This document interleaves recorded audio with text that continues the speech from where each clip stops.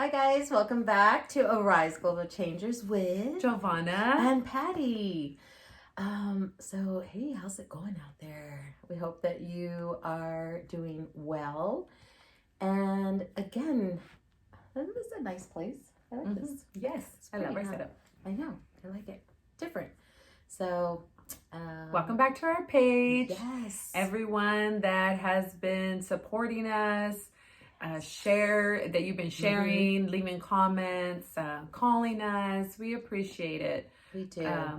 We really do. Yeah, we do. Because there's one thing just saying, hey, good for you. You know, God's using you. And then another thing, a partnership. And so thank you for partnering with us and just believing in the gift that God put in us and helping us continue to cultivate it. Because there's some of you that will reach out and say, hey, we're waiting for your next video. So thank you for that too. And then welcome to all the new subscribers. Thank you so much. Thank you. We are now on Instagram. It's on the makings, but we are on Instagram. Yeah. In the near future, we might be on TikTok. She said it. I said it. We're going to do all kinds of stuff. She caught me by surprise when she said we're doing TikTok. And then I was excited because she's going to sing and I'm going to dance. Yeah. And it's just going to be so much fun. Yeah. So, and Facebook and YouTube. Yes. So don't forget to share and like on Facebook. And again, just welcome to all of the new subscribers. Yes. Right? We appreciate each and every one of you. And I'll just echo what Jovanna said. Thank you so much for all of the support. Yes. And your prayers. They mean a lot to us. Yes. They really do. And don't forget to reach out at ariseglobalchangers@gmail.com or through the comments on YouTube, on Facebook, and also now our Instagram that is under construction. Yeah.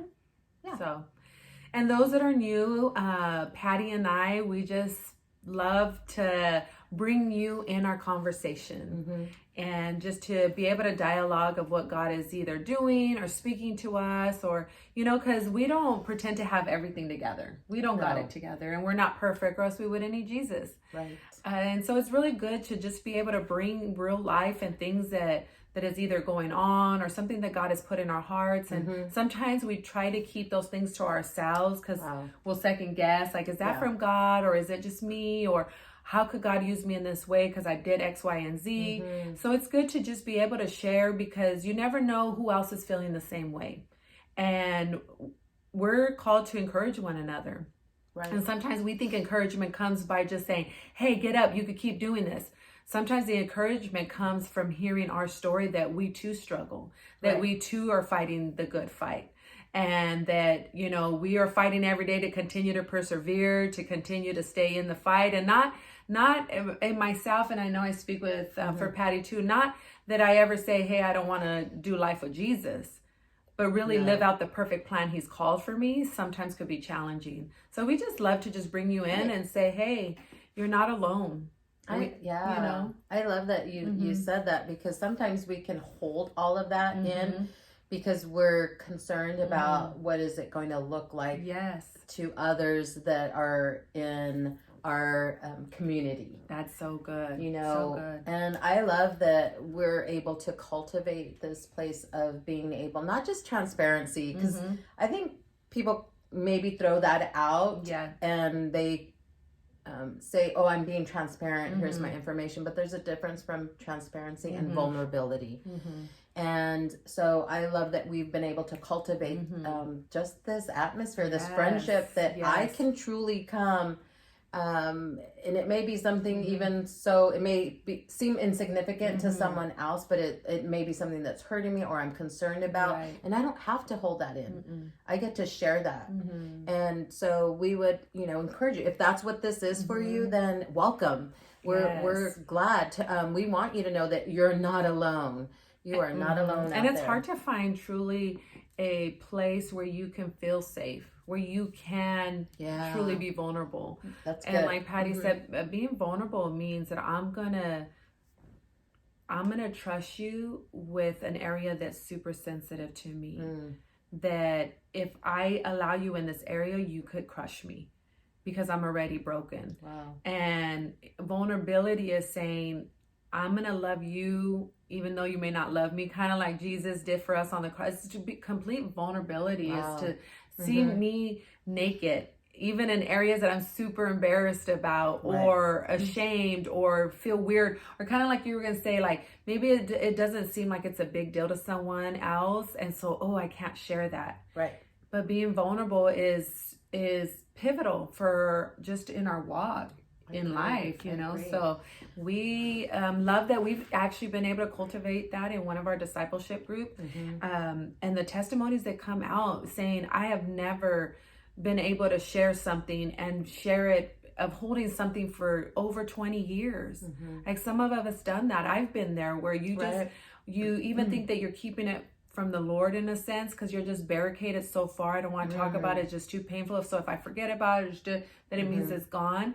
But it's not. Vulnerability is saying this is something that is super hurtful, maybe shameful. Maybe you, so where I was going with that is that God has given us that place where we can be a safe place. Yes. You know, and so I appreciate that of you too. You know, and that's why we encourage you, if, you know, to reach out. If you want to do that in private, you can do that on Facebook. So talking about this place of being vulnerable. So we were talking about being mothers, you know, parenting. And we both are very similar in I guess our parenting. But we also know what it's like to be a single mother. We've experienced that as well. And so even, I'm going to throw out statistics out there. Statistics are saying that our children will not thrive after a certain point, right? That they'll likely not be successful, you know, and I'm talking about what the world deems successful. You know, and they'll have a harder time. And that's what statistics say happens in a single parent household. I don't know about necessarily about a single father household, but a single mother household. Right. The statistics show that they won't meet their potential. Which is, you know, it's so true, because even myself being right now, I'm just reminded of an event that occurred when it was one of my daughters was going through a lot and emotional. She was in an emotional state. And so she missed school, you know, and I'm, you know, if she is not feeling well, you could stay home, you know, is what was my thought. And I'm a single mom. I was a young mom. And I remember having to go to this meeting with a bunch of, you know, people, the teacher, the principal, vice principal. And I'm not sure if I shared this in one of our previous video, but I feel like it's good for right now. I remember sitting there and looking at my daughter as they were saying, you know, you need to hold her back a grade. You are a single mom, and the likelihood of her even graduating high school is very slim. Wow. So if you don't hold her back now, and I was like, no, absolutely not. And I remember looking at my daughter and thinking, so at that moment, I was there to be her voice.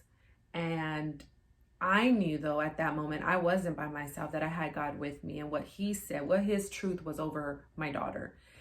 And there was at least 5, you know, we're all adults, but there was other 5 people that I almost wanted to get intimidated, because they're in the education field. They know, they had, you know, their degrees, title, right? Their title, and who am I, you know? And they said, you know, you're going to do that to your daughter. You're going to really embarrass her later in life. And there was, I mean, we can go into a whole thing on that of how much death was trying to be spoken. Wow. And how I could have easily partnered with that lie, with all those lies, because the facts were I was a single mom. Right. The facts were that her dad wasn't there supportive emotionally, physically, like he should. And she wasn't doing that good in school. And I just knew I was like, no, that's not what God speaks over her. No. And so I said, I understand that that's what statistics say. Right. Right. And I said, but that's not what my God says. And I said it, you know, they probably thought it was over spiritual or whatever you thought. That was that was my truth. The truth is that God shared with me and told me. And I said, statistics say this, but my God says this about her. And she will be successful. She will succeed at everything she does because we put God first. And I remember the teacher chuckling and laughing like, we'll see what God gets you through. But you're just hurting your daughter. You know that. So that stays heavy on a parent because you feel responsible. You're like, oh my gosh. And then those thoughts come into mind. Did I make the right choice? Decision? Yeah. It does. And it weighs heavy. And then we begin, again, that's our responsibility. We're the parent, right? They don't have, we're the voice for our children in that moment. So in our conversation, we're talking about what does that look like though after they get to be a certain age? And it's still, you know, our hearts are vulnerable for them. You know, we know that God has called them. We know that God has said they are set apart for me. And then you give them the things, okay, don't do this, do this. Stay involved in this and don't do these other things. Yeah. And sometimes the facts, what it looks like in the moment as parenting, or even I feel like it's such an oxymoron when we say our adult children, because they're adults but they're kids. Yeah. So, but even in that, we're looking and saying it doesn't look the way that I think it should look. Because I've said, do these things, don't do these things. And yet they've decided to do these things. Right. And it's not looking, I'm like, okay, Lord, it's not looking like what I think it should look like for my children. For our children. And that's, you know, we've had quite a few people come to us and ask that and ask for prayer on that. Like, you know, almost with this desperation, and it's real, right? It's a real heaviness, especially coming from as a place as a parent. You know, when you want to just take even the place of your child if they're going through something that is awful, if they're getting bullied or they're hurting, they're depressed, they're not understanding themselves, and they're walking. As a parent, that's very weighty. And you know, we could mess up things when we try to step in a role that is not ours, that's God's role. Wow. And our place is to be parents, and God teaches us that, you know, we're to train our children in the ways of the Lord. So we train and then we teach our children. We're to teach them how do I serve God? How do I love God? Out of what we teach them.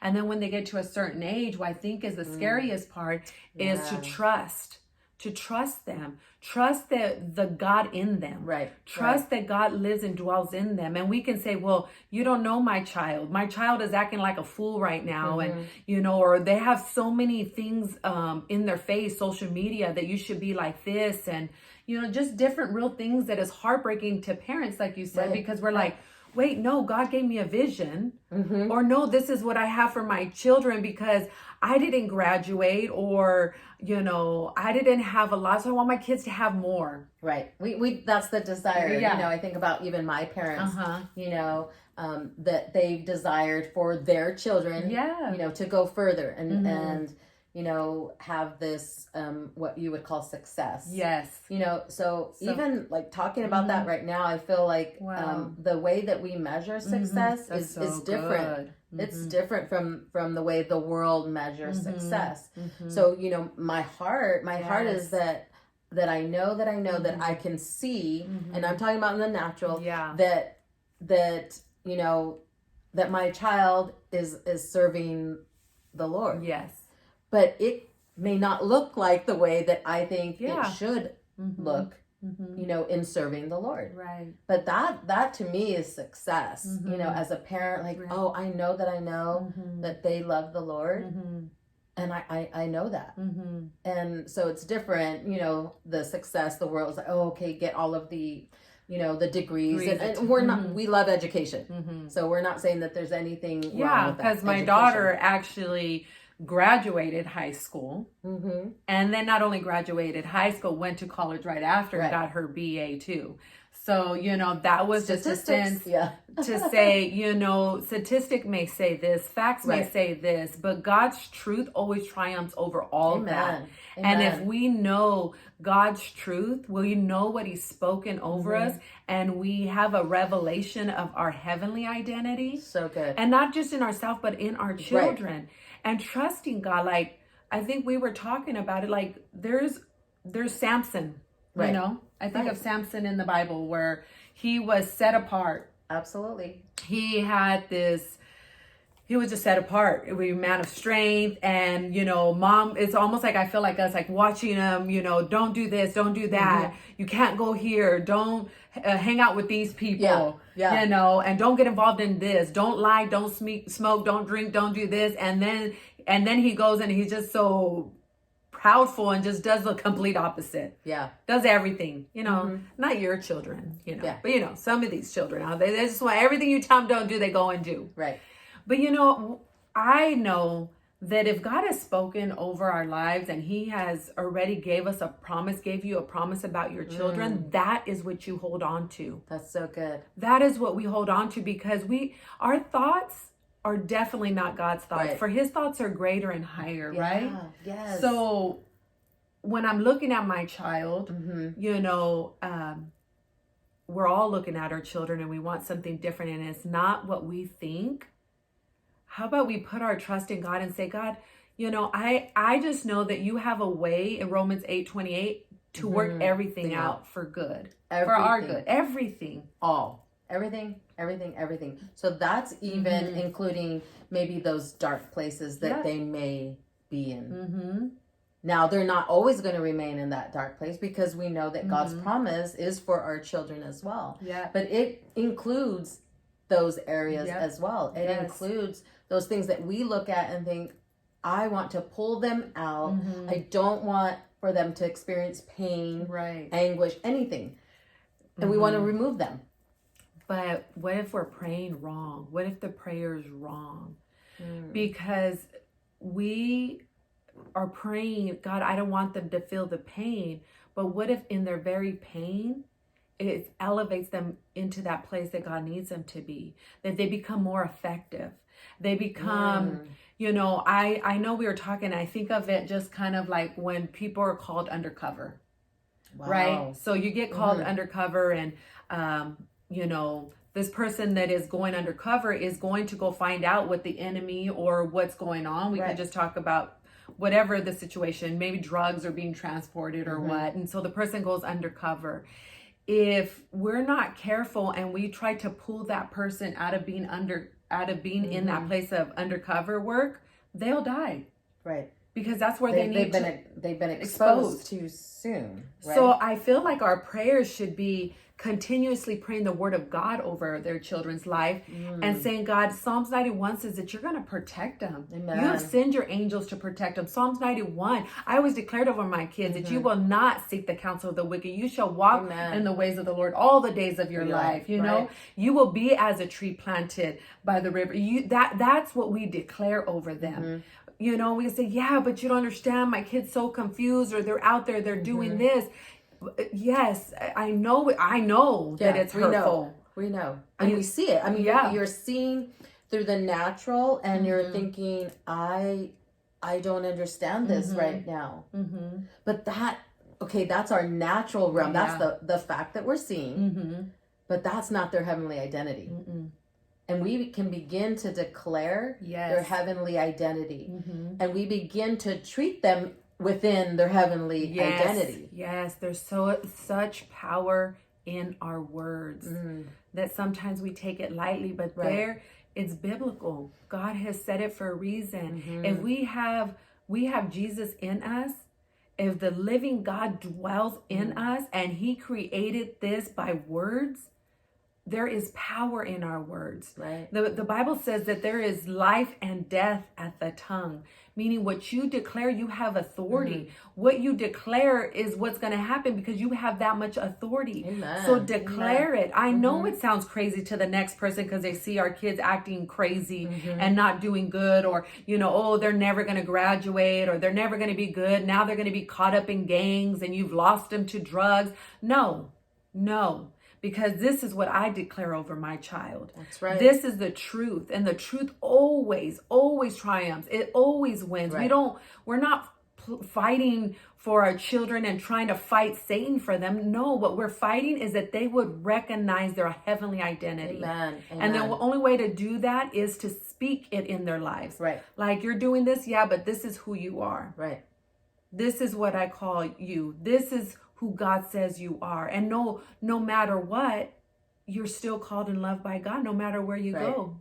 Undercover, he's there, you know? And Patty and I were talking that, you know, sometimes our kids could be in a place that obviously we want to run and get them out. We don't understand. We don't want them there, right. You know?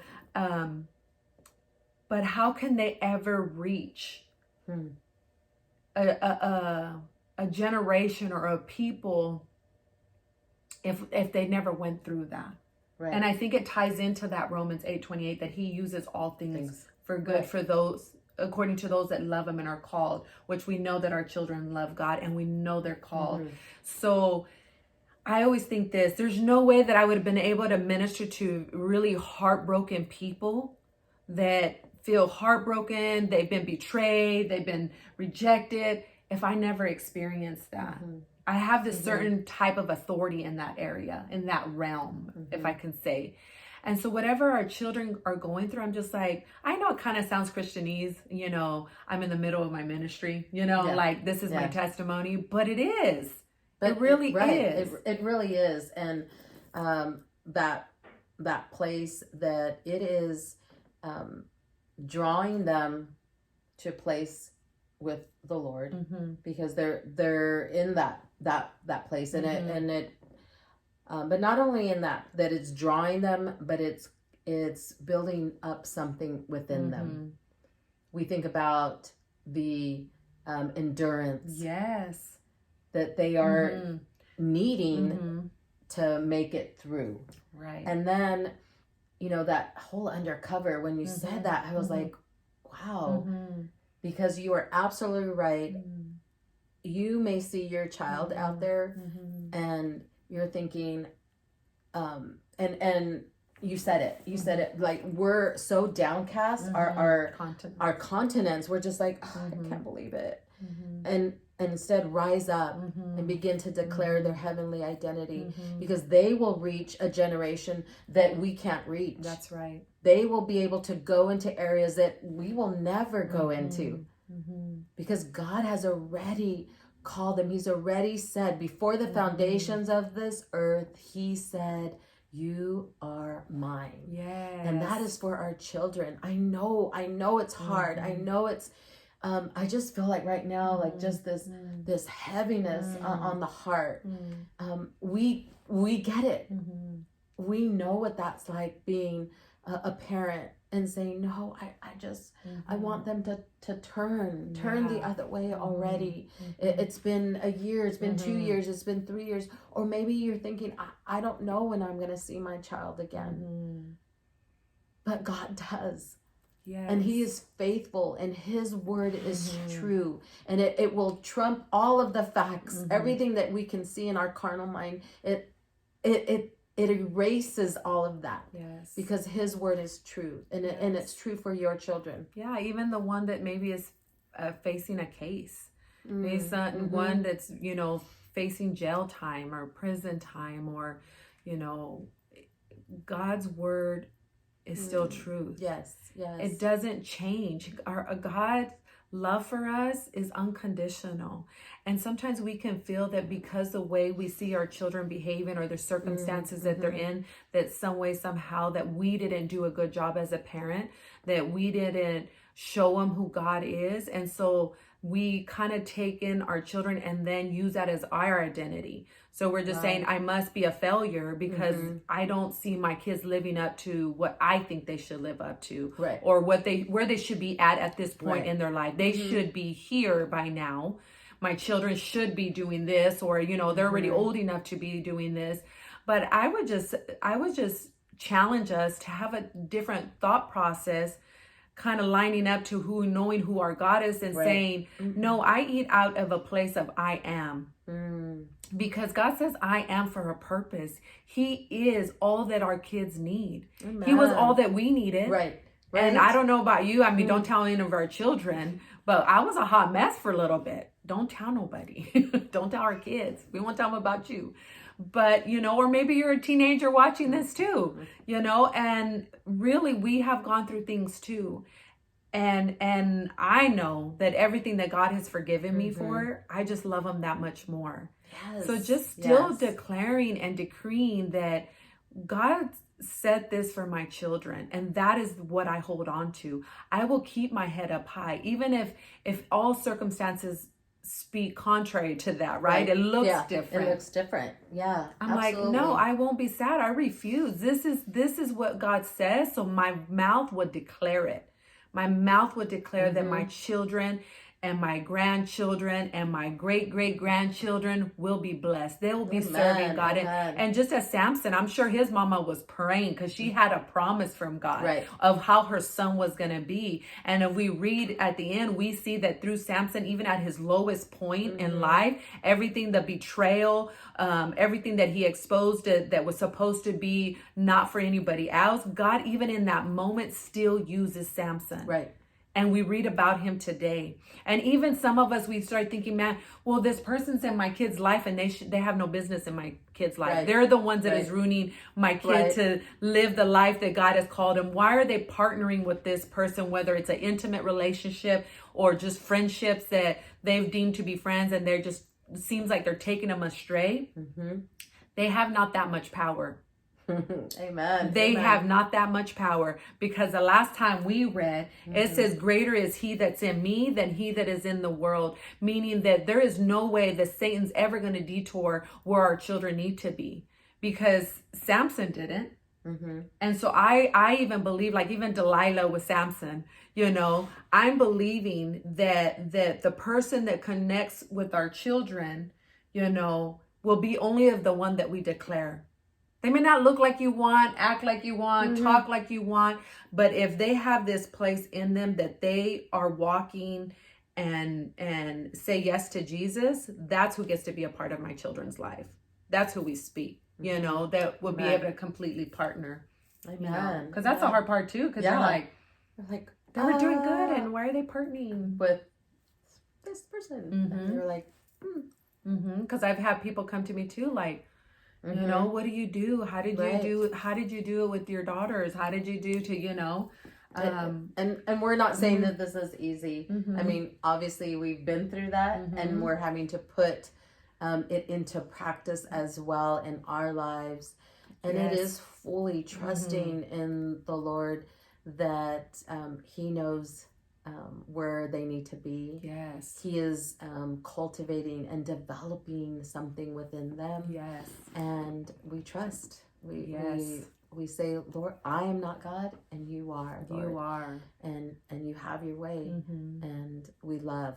Yes. And we pour our love on them. Yes. We love, and if they're adult children that you're worrying about, remember that's that place that we're just trusting that we have imparted enough wisdom and trained them and taught them the ways of the Lord, that's where their ear is going to incline to. That's where their heart's going to listen. Because, and if your adult child comes to you and they're not asking for your advice, we just there to listen. Yeah. So that's why it's very important that as they're in those younger formative years that we train and teach our children of the ways of the Lord, so that when they are older, that's what they gravitate to, because that's all they know. Right. You naturally lean into who your identity is, right? That's what you learn. So be encouraged. Be encouraged out there, moms and dads, that your children are a blessing. They are a blessing, and they're our responsibility. And we are going to continue to partner and pray alongside you and continue to declare their heavenly identity. That's what the enemy tries to rob, is for you to know who you are or whose you are. If they get to just know, or even us, if we get into that place of a revelation of knowing who we are in Christ, we won't want anything else. Right. We won't. I'm like, this or what God has for me? What God has for me. Yes. You know, not always perfect and, you know, but. Well, that's what we have for you today. Yes. Thank you so much. And again, don't forget to subscribe on YouTube and share this message. Share what the Lord is sharing with us. Yes. And share that with others. And don't forget to like on Facebook. And you can reach us at ariseglobalchangers@gmail.com. Bye. Bye.